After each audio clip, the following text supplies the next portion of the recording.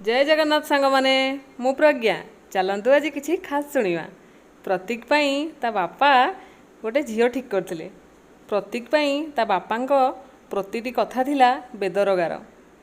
किंतु झील को देखि सारा पर भाविला बापा याको केमती पसंद कर मो।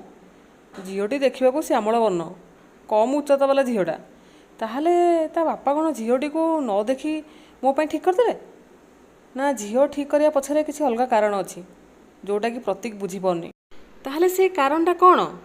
प्रतीक से कारण जानीपारा कि ता बापा पसंद ता मन को मानुची तो। चलतु ये सब जानापी आम कहानी शुणा। 4टा बेलू टिकिना पान दुकान पाखे जाए ठिया होइथिबु। झीलटा जिते स्कूल फेर से टीचर अच्छी मो। टिकिना चिन्हिची से झील को देखईदेव तोते। बापा गोटे निश्वास एति कहीदेले मते फोन रे। अवसरप्राप्त प्रधान शिक्षक आउ समाजसेवी बापा मोर 10टा घर को जाई चा जलखिया खाई प्रहसन करी झील देखिबारे मोटे विश्वास नाई तांकर। ए झीलटी को कौठु गोटे देखी से पसंद करिसेंती। ता बापा संगे भी कथा हो जाइछंती। जदि मुआ को देखी राजी हो जाए ताहले मोर अमेरिका फेरी जिया पूर्वरु भल तिथि देखी मुदी पिंधे देबे। 4टा बेलू रेडी हेई गाड़ी नहीं मु टिकिना दुकान में पहुँचली। सेतेबेले जाए खरा कमी न थाए। मु टिकिना पाखरु पान मसलाटे नहीं पाटे देजी। टिकिना कहला सान बाबू देख देख ये झील। मु मो मुहर कला चश्माटा खोलदे पकेटे रखीदेली। झीलटी को निरेखिकी देखिबार लगिली। गोलापी रंगर सालुआर पंजाबी पिंधि बड़ ब्यागटे कांधरे झुलई धीरे धीरे आसुथाए से।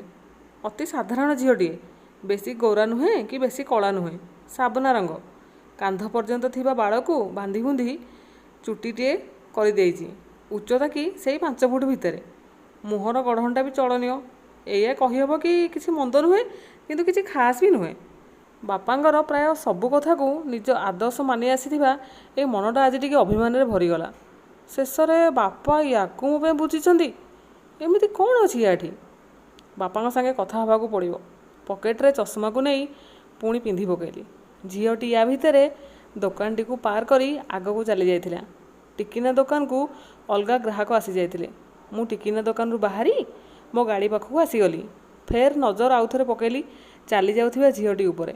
हठात देखिली 3टी चिरा लुगा पिंधा बस्ती छुआ आसी ताकू घेरीगले। झीलटी सेमानकु साइड रे साइकेल धरी ठिया होइथिबा दहीबरा आलुदम वाला पाखकू नहीं गला। सेठू दहीबरा किणी खुआइला तांकू। निजे भी खाइला। छुआ माने खाई सारी ताकू टाटा दीदी करी दौड़ी दौड़ी चलीगले।